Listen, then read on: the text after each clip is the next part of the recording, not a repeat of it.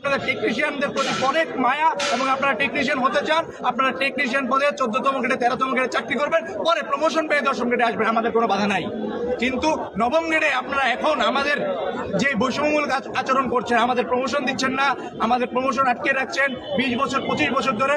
আমরা স্পষ্টভাবে বলতে চাই, বলিষ্ঠ কথা বলতে চাই, আপনারা যতই পায়তারা করেন না কেন, আপনারা পায়তারার ঊর্ধ্বে আপনাদের যত ষড়যন্ত্র আছে সব ষড়যন্ত্র আমরা ভেঙে দিব। আপনারা সারা দেশে আন্দোলন করেন, সারা দেশে নাশকতা করেন, আমাদের সাথে কখনোই পারবেন না। কারণ আমরা ডিপ্লোমা ইঞ্জিনিয়াররা জানি দেশের উন্নয়নে কোথায় কি কাজ করতে হয়, দেশের সকল পর্যায়ে আমরা নেতৃত্ব দিয়ে আসছি, আমাদের সাথে কখনো পারবেন না। পিএইচডি ইঞ্জিনিয়ারের জন্ম বাংলাদেশে প্রথমে হয় নাই, ডিপ্লোমা ইঞ্জিনিয়ারদের জন্ম সর্বপ্রথম বাংলাদেশে হয়েছে। আপনারা লাগতে আসবেন না, আপনাদের সবকিছু ঘুরিয়ে দেওয়া হবে।